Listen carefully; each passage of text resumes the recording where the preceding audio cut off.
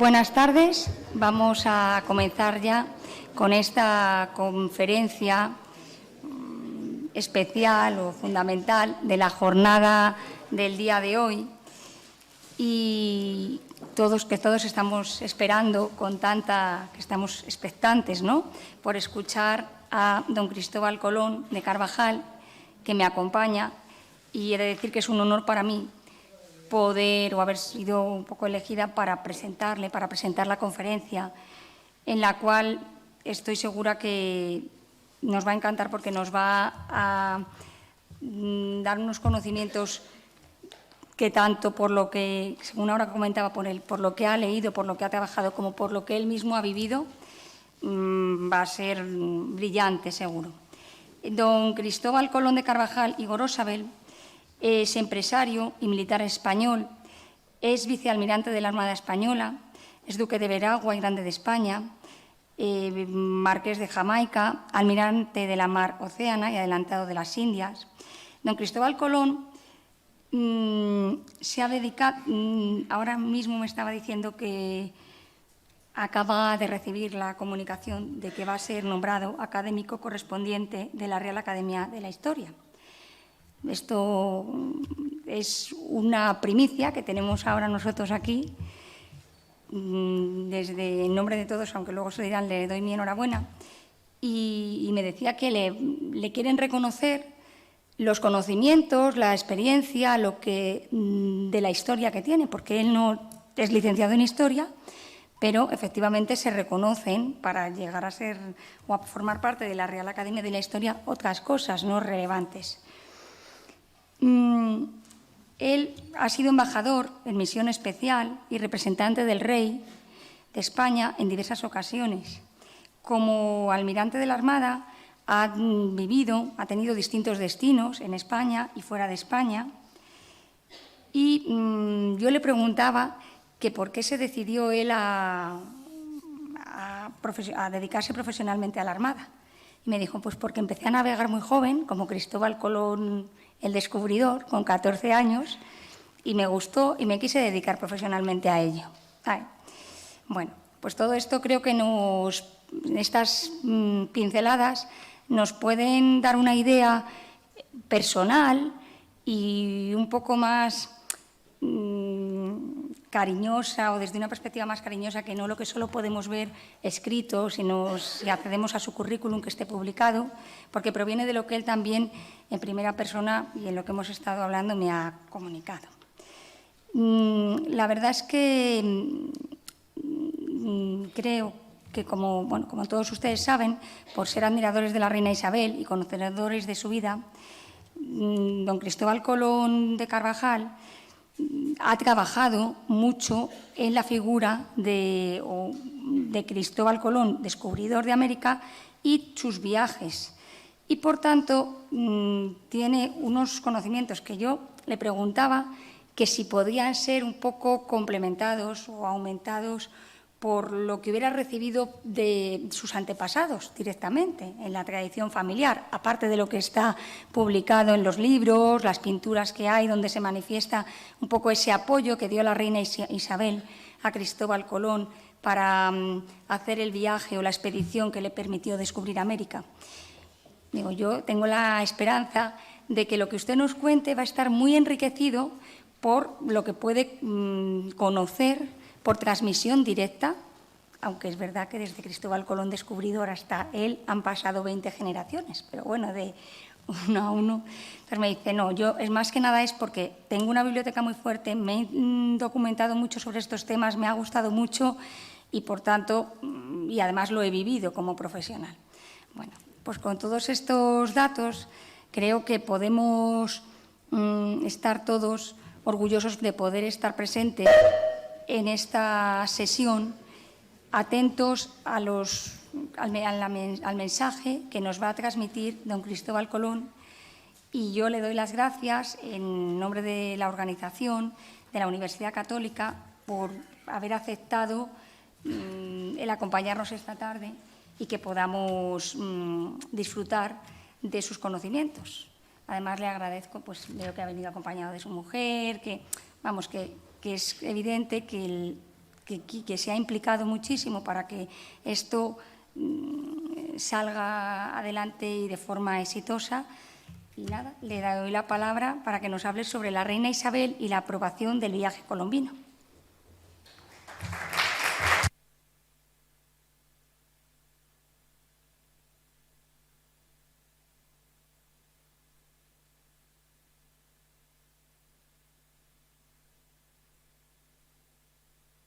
Que pulsar, bien, perfecto, me parecía. Muchas gracias, doña Concepción, por esas palabras de bienvenida y esa lectura de méritos que ha hecho mía, alguno de los cuales era de mi padre, como le podía comentar, que fue almirante de la Armada, cosa que yo no he llegado a ser porque me fui antes, y no porque me echaran, como digo alguna vez, en plan de broma. Bueno, vamos a pasar directamente al tema de la conferencia de hoy. Es un tema el que elegí precisamente para hablarles aquí, porque siempre es interesante recordar algo que seguramente todos los que están aquí en esta sala ya conocen, y es precisamente la aprobación por parte de la reina Isabel del proyecto colombino. Cómo se produce y cuáles son todos esos intríngulis y dificultades anteriores hasta lograr la aprobación final del proyecto. Eso es de lo que vamos a tratar hoy. Bueno, pues todo parte de un momento difícil, cuando en 1484 Cristóbal Colón sale de Portugal, diciéndose a sí mismo que no va a volver su vista atrás. Detrás se quedan momentos de sinsabores, también muchos momentos de alegría, pero porque él había sido acogido en Portugal y había tenido la nacionalidad portuguesa al haberse casado con doña Felipa Moniz de Perestrelo, la hija de un personaje importante para la navegación portuguesa y un descubridor, puesto que él había sido uno de los descubridores de las islas de Madeira, y por eso fue precisamente capitán donatario de la isla de Porto Santo, donde Cristóbal Colón vivió allí y donde precisamente nació su hijo mayor, Diego Colón. Bueno, el caso está en que Colón sale de Portugal a finales de 1484, principios de 1485 más bien, porque está decepcionado de la actuación del monarca don Juan II. Él le ha propuesto su plan, el plan ha sido estudiado por una comisión de expertos, pero después de todo eso y de decirle el monarca que no acepta su plan, Colón se entera de que ha enviado una carabela en secreto para ver si es verdad lo que él decía. Eso, por supuesto, lo considera una traición y decide irse de Portugal y no volver a tener ningún tipo de contacto. Luego veremos que sí, tal vez los tiene, pero nunca para el proyecto. El tiempo de Portugal había pasado. Ahora el proyecto se lo iba a ofrecer a la reina de Castilla, porque los castellanos también tenían carabelas como los portugueses y habían hecho algunas navegaciones africanas. Navegaciones que en la época de los reyes ya habían sido prohibidas una vez que se había llegado a una situación de paz con Portugal después de todas las dificultades y la guerra civil creada con motivo del tema de la sucesión entre Isabel de Castilla y la Beltraneja, que todos conocen esa parte de la historia.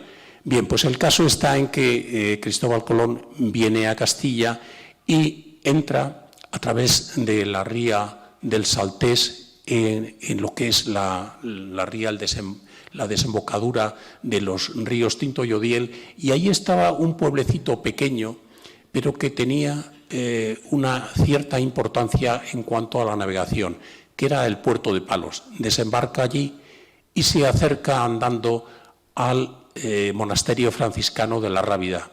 Era un pequeño cenobio franciscano, antiguo, muy humilde, y entonces él allí pues, pide posada para su hijo pequeño, Diego, que lo lleva de la mano, que era de corta edad, tal vez unos 6 o 7 años, de ese orden, y a partir de allí resulta que en el monasterio hay unos frailes que se convertirán en unos elementos de apoyo absolutamente imprescindibles para llevar adelante todo el proyecto colombino.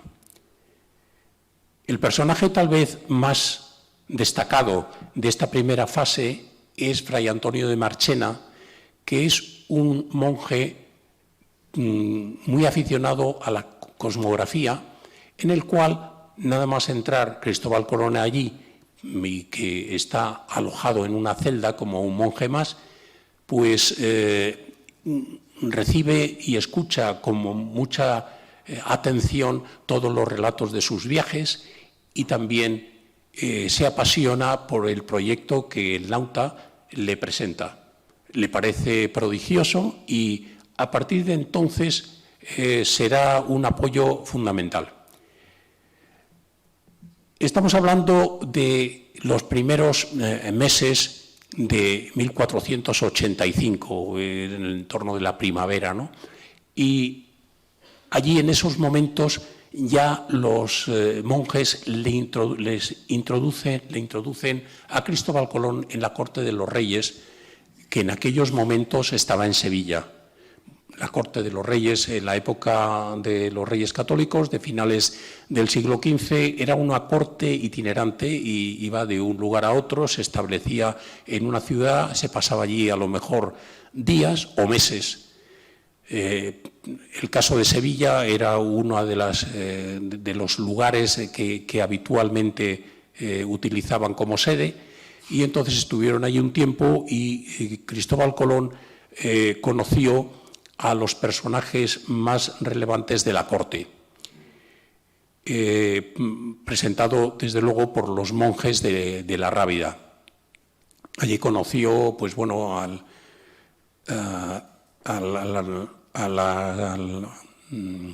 arzobispo Mendoza, a Fray Diego de Deza, a los funcionarios principales que estaban en la corte de los reyes, como Luis de Santángel o Juan Cabrero, en fin, todos estos personajes los conoció bien. A pesar de estas visitas que hizo y esta función y apoyo de los personajes de las cortes, la primera entrevista con los reyes católicos no tiene lugar hasta el 20 de enero de 1486, el año siguiente, en Alcalá de Henares. Allí se presenta ante los reyes, citado para una audiencia, y le acompaña su inseparable fraile Antonio de Marchena. Él cuenta su proyecto a los reyes y, bueno, realmente los reyes se quedan asombrados de todo aquello. Él emplea, bueno, pues toda su elocuencia para interesar a los reyes por el proyecto, y una prueba muy curiosa del interés real por todo lo que han escuchado es que el monarca, el rey don Fernando, encarga un Almagesto, que es la obra de Claudio Ptolomeo, un geómetra alejandrino del siglo II de nuestra era, que era entonces el libro de cosmografía más relevante del momento. El caso es que el rey encarga el libro, que se lo traigan, y al cabo de un mes le aparece allí, en el mes de marzo, un ejemplar del Almagesto que viene recién salido de una de las imprentas de Valencia. Bueno, como consecuencia de esta primera entrevista con los reyes, Fray Antonio de Marchena recomienda a los reyes que, ya que en la corte no hay expertos en los temas de cosmografía, pues que debiera hacer que el proyecto lo juzgue una junta de expertos. Es un consejo que toman los reyes como muy válido y efectivamente encargan a Fray Hernando de Talavera que se encargue, que presida una junta y que escoja a los miembros que han de pertenecer a esa junta. Fray Hernando de Talavera era un monje que había estado ligado a la Universidad de Salamanca, era profesor de la propia universidad hasta que luego pasó a la corte de los reyes.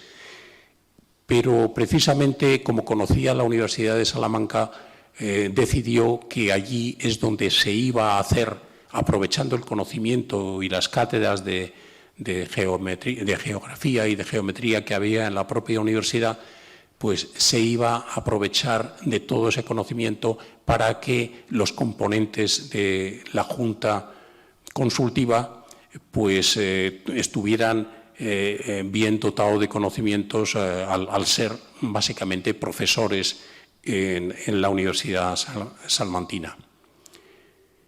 Bueno, no conocemos nada más que uno de los nombres de esos componentes, aparte del Fray Hernando de Talavera, que la presidía, y ese es el doctor Maldonado.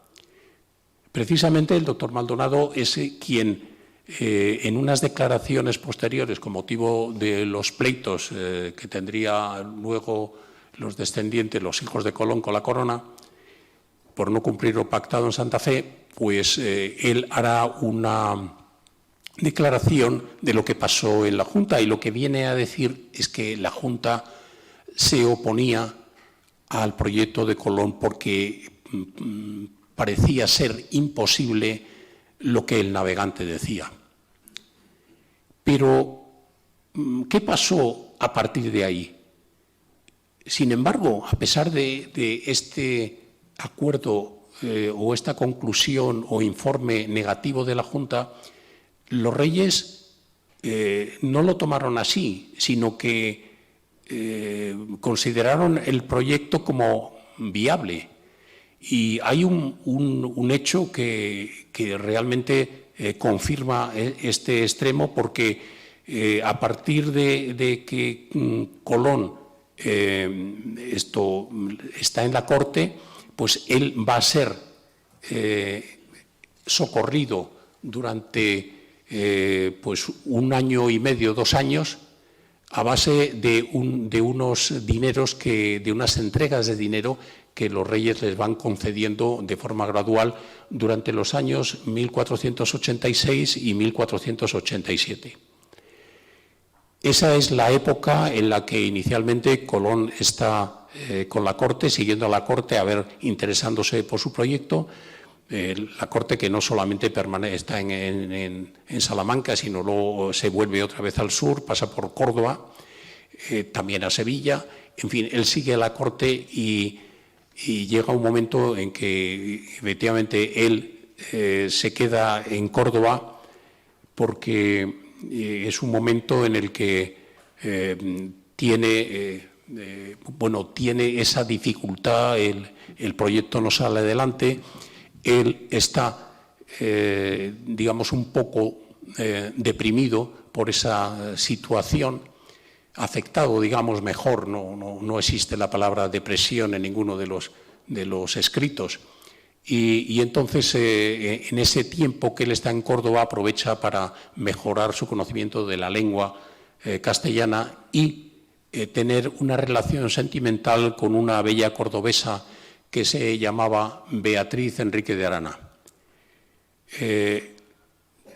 Un año más tarde nacería fruto de esa relación Hernando Colón, hijo natural del almirante, porque don Cristóbal nunca se llegaría a casar con Beatriz, pero sin embargo su hijo fue bien considerado, incluso estuvo junto con su hermano en la corte de los reyes durante mucho tiempo, dentro de lo que era el grupo de nobles que rodeaban al príncipe don Juan, y luego pasaría a la casa de la reina doña Isabel al fallecimiento del príncipe don Juan.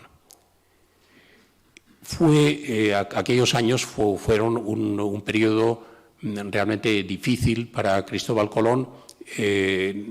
También estuvo 2 años aproximadamente viviendo en la casa palacio del duque de Medinaceli en el puerto de Santa María, y allí fue un periodo en el que se dedicaba a dibujar cartas de navegar que vendía a los marinos de la zona.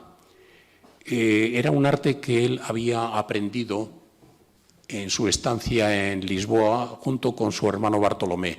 O sea, Cristóbal Colón era un cartógrafo también, y luego lo probará a lo largo de sus viajes, que él se irá construyendo las propias cartas de navegar de todos estos territorios. Y aparte de su función como cartógrafo, también hizo otra cosa que en aquella época era un empleo distinguido y novedoso, que era la venta, la comercialización de libros de estampa, como se llamaban a los libros que salían de las imprentas.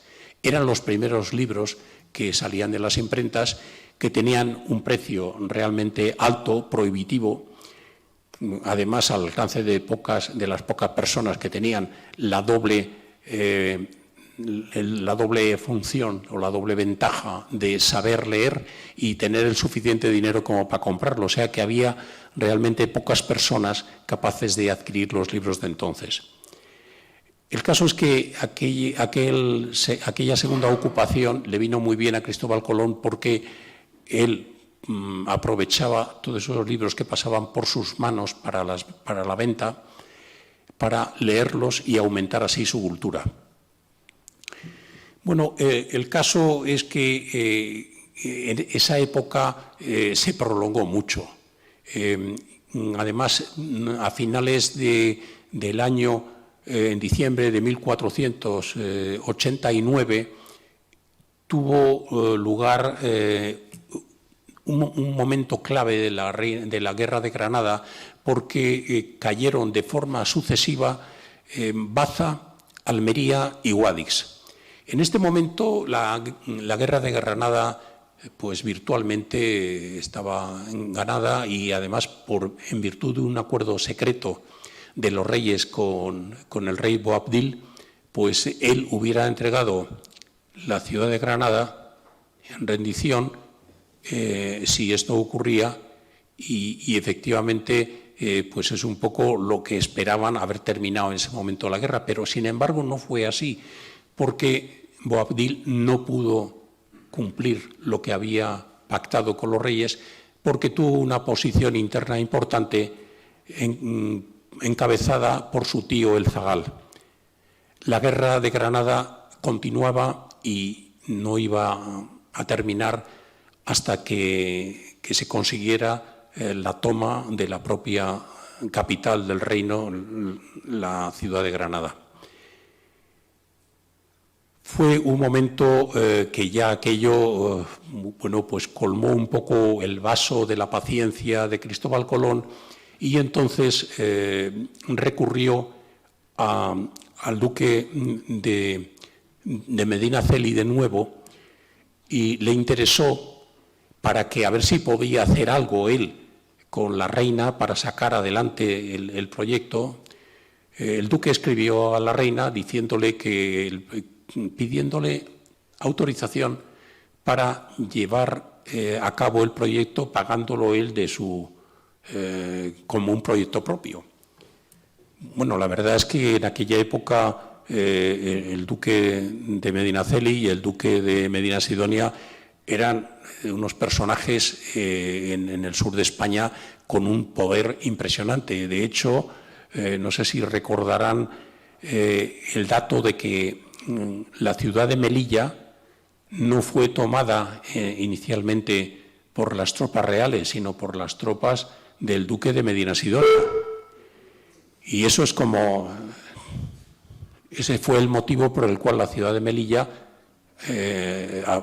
cayó, digamos, entró en manos de los españoles. Bueno, pero pues el caso está en que el duque de Medinaceli escribió a la reina pidiendo autorización para llevar a cabo el proyecto colombino. Y la reina le contestó que era un proyecto de la corona y que le agradecía, digamos, su predisposición, pero que no podía aceptarlo porque era un proyecto que estaba reservado a la corona. Sí, eso estaba muy bien, pero la cosa no salía adelante. Siguió pasando el tiempo y cuando ya estábamos a finales, o en la segunda parte del año 1491, Cristóbal Colón, harto de esperar, pues decide llevar el plan a otros monarcas europeos. Él toma la decisión de viajar a Francia a exponer el proyecto al rey de Francia, Carlos VII, y mientras su hermano Bartolomé irá al rey de Inglaterra. Antes de dejar España, pues tenía que pasar por la Rábida, porque ahí estaba su hijo Diego, que estaba encargado al cuidado de los monjes, quien, por supuesto, le daban clase y atendían a todas sus necesidades físicas. Y, bueno, tendría que pasar por allí para despedirse de su hijo Diego, ver cómo lo dejaba situado. Y precisamente ese viaje que hace a la Rábida en octubre de 1491 resulta un viaje providencial, porque con motivo de esa estancia en la Rábida, el guardián de la Rábida, que en ese momento era Fray Juan Pérez, pues se queda muy alarmado de lo que oye. Y él, que había sido confesor de la reina Isabel y que tenía una cierta ascendencia, pues decide escribir rápidamente a la reina con lo que hay. Y mientras tanto entretiene a Cristóbal Colón en el monasterio en espera de lo que pueda decidir la reina. El viaje con la carta pues lo hacen de forma rápida hasta Granada, que es donde estaba la reina, el campamento de Santa Fe, y la reina contesta de forma inmediata, en una respuesta rapidísima, diciendo que Cristóbal Colón, que se presenta en la corte y le remite 20.000 maravedís para que vista honradamente con unas buenas ropas y alquile una mula para hacer el viaje. Bueno, esto es más o menos hacia el 20 de diciembre, cuando Cristóbal Colón llega a la ciudad campamento de Santa Fe. Allí tiene la entrevista con la reina, que le dice que están a punto de tomar la ciudad de Granada, que espere un poco y que en ese momento ya podrán hablar con tranquilidad. Efectivamente, unos 10 días después, la ciudad de Granada se va a rendir. Cristóbal Colón, él mismo, en su libro del primer viaje, el diario del primer viaje, él dice que él estuvo allí viendo cómo el rey Boabdil salía de la ciudad y entregaba las llaves de la misma a los reyes católicos. Que él estuvo allí viendo esa rendición de Granada, estamos hablando del día 1 de enero de 1492. Bueno, una vez que pasa todos los primeros momentos iniciales de organización del nuevo reino caído en manos de los castellanos, pues ya los reyes están en condiciones de hablar con Colón. Se organiza una pequeña junta para para volver a evaluar el proyecto, En esa junta ya realmente no es una junta decisiva de expertos cosmógrafos como fue la Junta de Salamanca, sino que en esta seguramente no hubo expertos, solamente estaba Fray Hernando de Talavera, que seguía al frente del proyecto, y sobre todo había muchos funcionarios de la corte de aquellos que apoyaban a Colón en el proyecto. Estos fueron los que precisamente consiguieron la anuencia de Fray Hernando de Talavera para que no se opusiera al proyecto como se había manifestado anteriormente opuesto a él. Y una vez conseguida la anuencia de ellos, pues bueno, ya se podía entrar a ver a las negociaciones de qué es lo que quería Cristóbal Colón por hacer aquel viaje.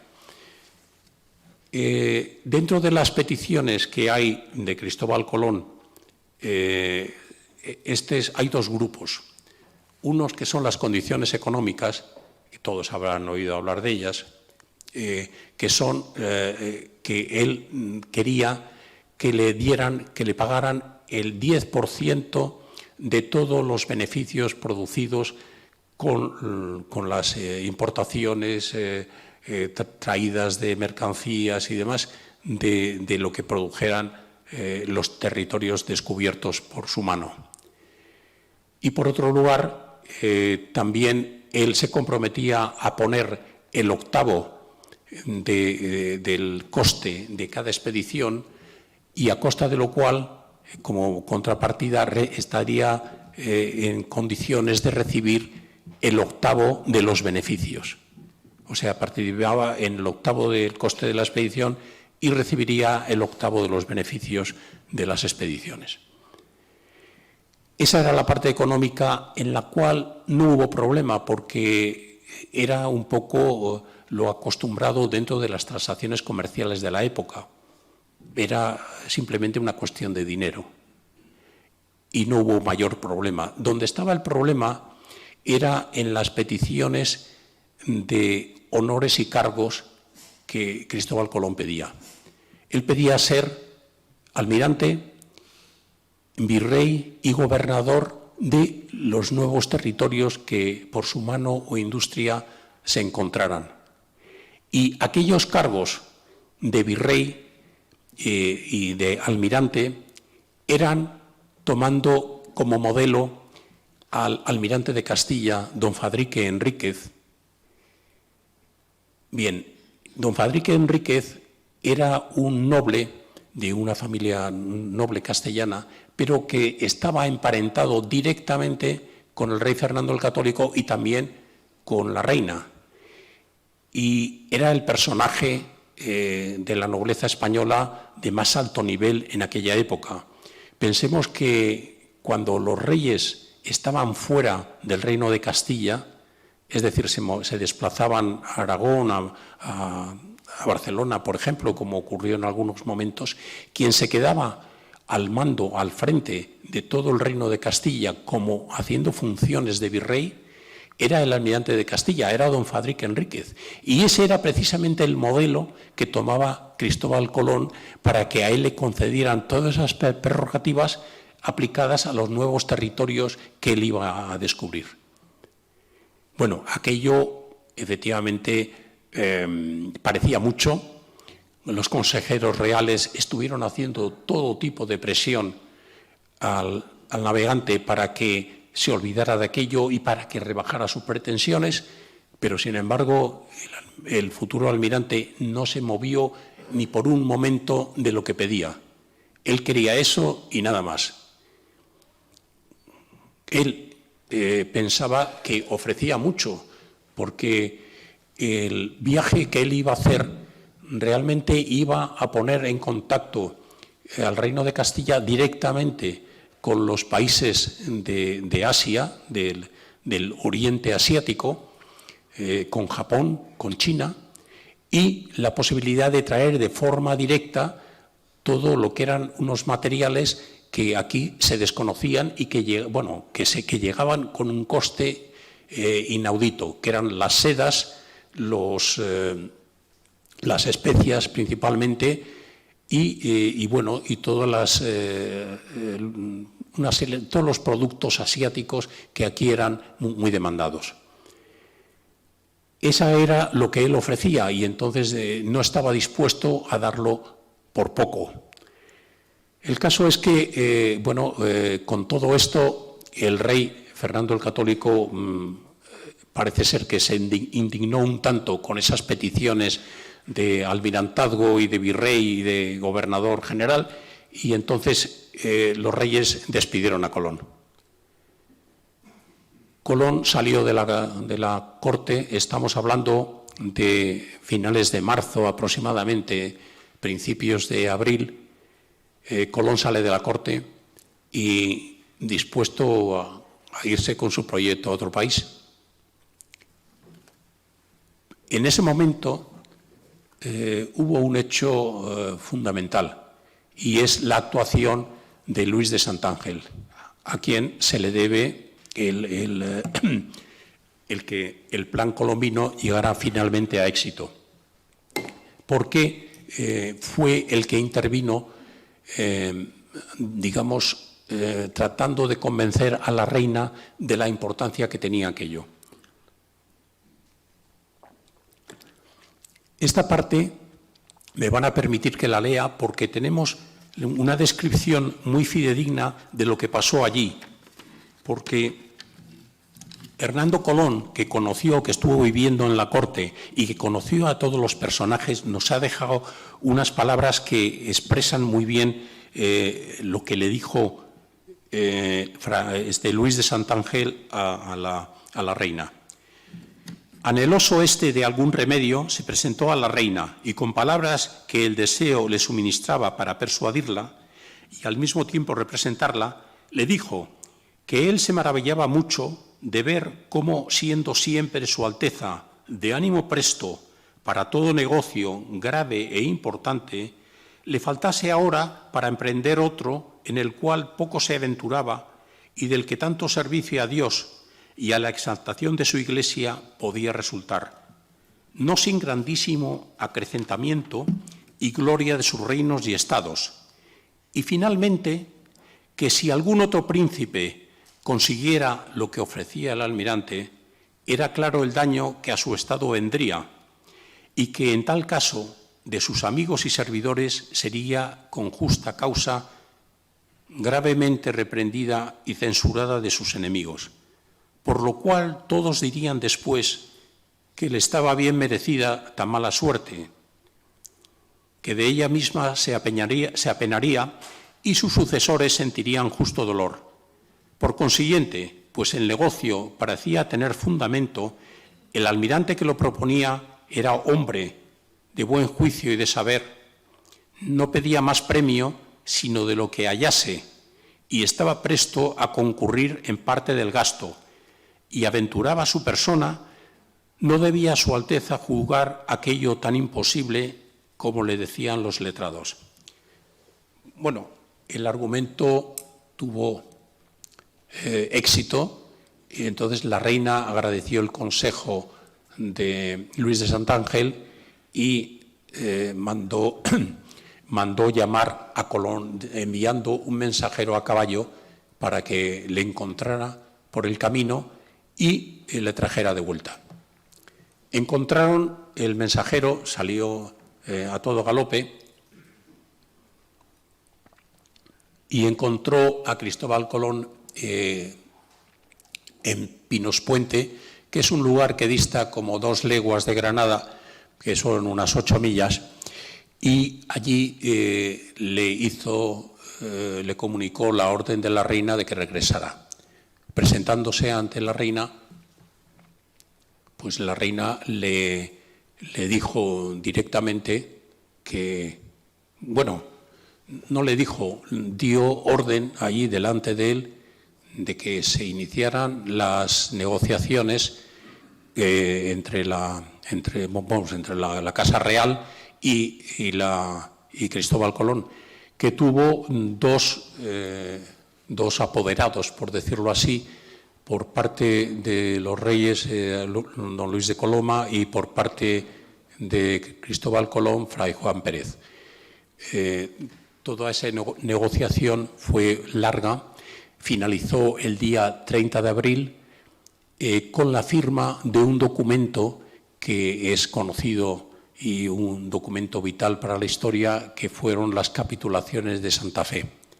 En ese documento se decía claramente cuáles eran las prerrogativas que iba a tener el almirante y cómo se le iba a pagar, pero todo eso estaba condicionado a que el viaje tuviera éxito y que se llegara a la meta soñada. Y este fue precisamente el momento más dulce de la vida de Cristóbal Colón y donde se inicia todo el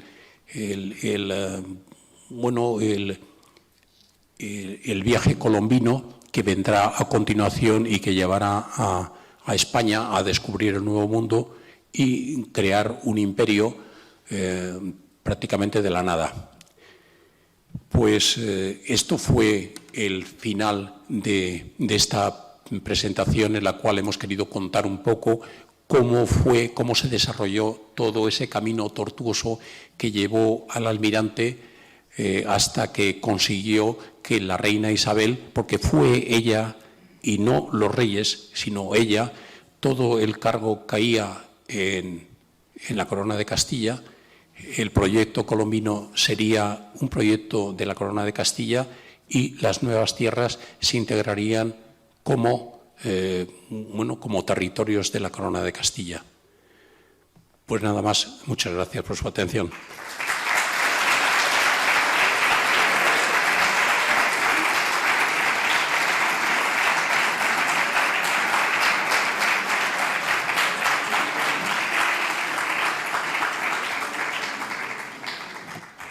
Muchas gracias, don Cristóbal Colón. Creo que ha hecho una exposición magnífica y muy detallada de cómo fue esa aprobación de la reina Isabel al viaje. No sé si vamos un poco ajustados de tiempo, pero quizás sí que tengamos unos minutos por si alguien quiere hacer alguna pregunta o plantear, yo creo que una o dos, pero sí, muy bien.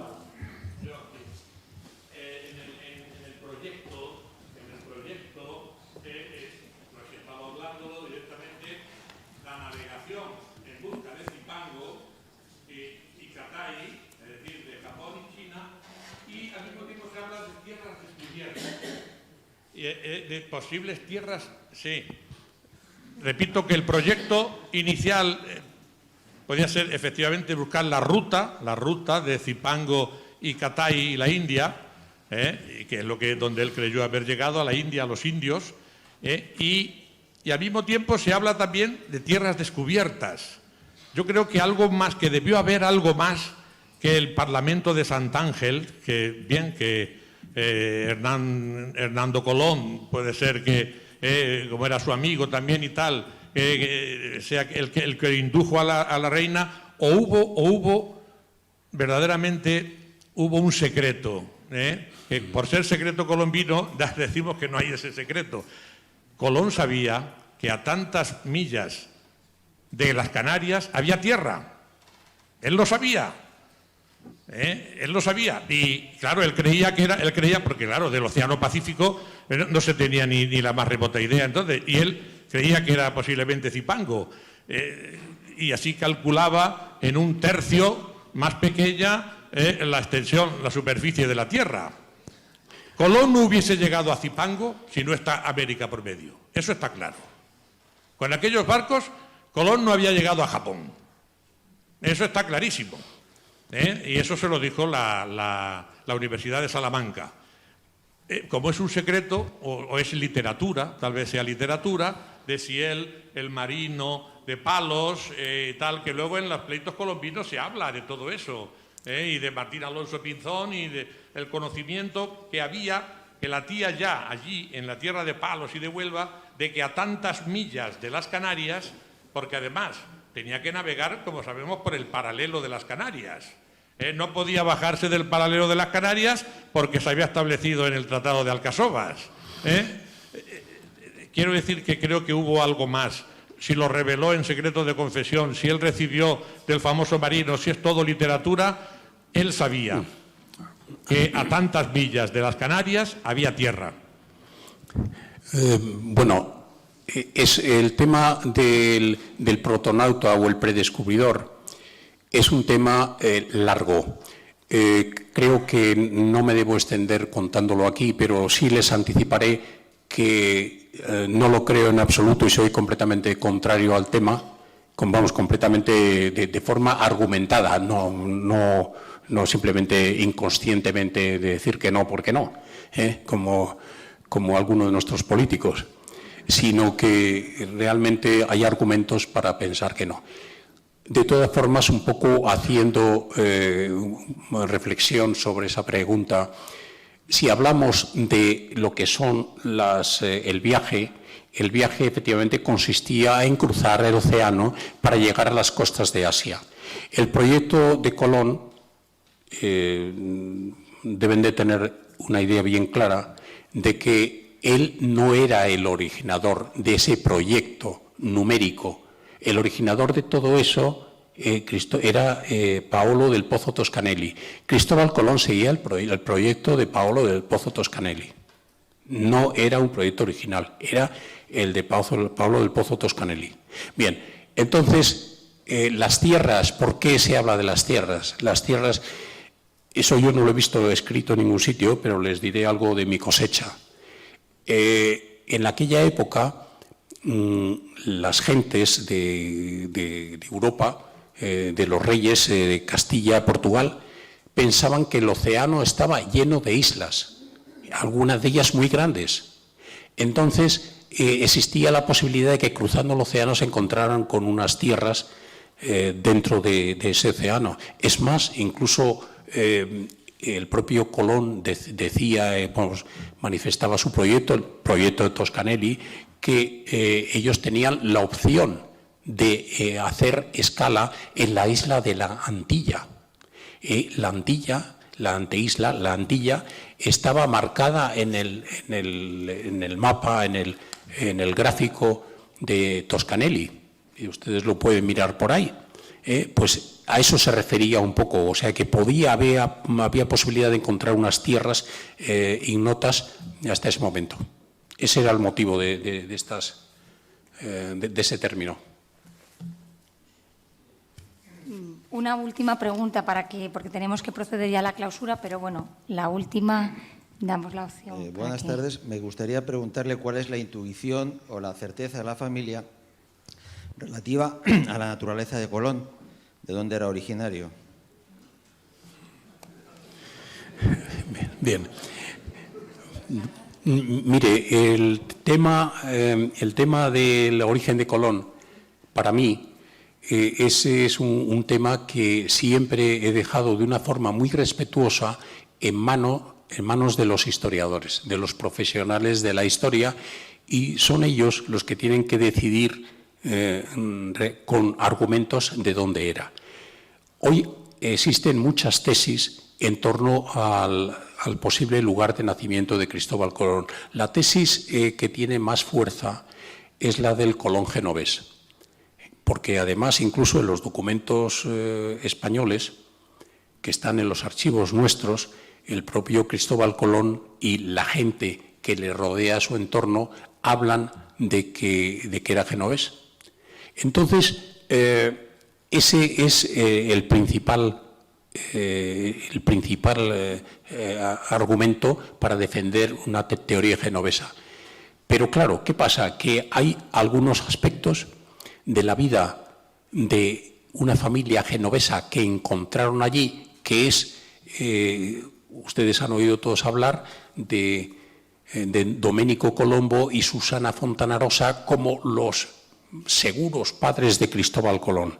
Bien, era una familia de menestrales que se dedicaban como tejedores de paños, como taberneros, en algún momento también como guardianes de la Puerta del Olivella, una de las puertas de la ciudad de Génova, que por cierto todavía sigue hoy en pie, seguramente gracias al tema colombino.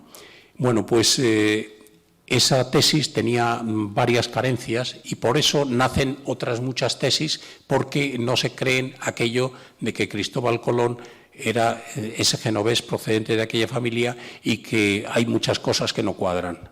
Por eso nacen todas estas tesis. Modernamente la última, en la que además ha salido un libro reciente, y es un libro que yo les recomiendo su lectura, es una nueva tesis genovesa planteada por un español, precisamente, que lleva trabajando 30 años en los archivos genoveses y ha encontrado una familia noble, no con el apellido Colombo, sino con el apellido Colonne, que se da la circunstancia de que todos los Colombos eran menestrales y todos los Colonne eran nobles. Y entonces él precisamente busca entre los Colonne un origen y lo encuentra y tal. En fin, el libro ha salido publicado, es recientemente publicado, hace un par de meses, y está al alcance de cualquiera que quiera conseguirlo. El autor es Alfonso Enseñat de Villalonga y se llama Cristóbal Colón genovés, noble español,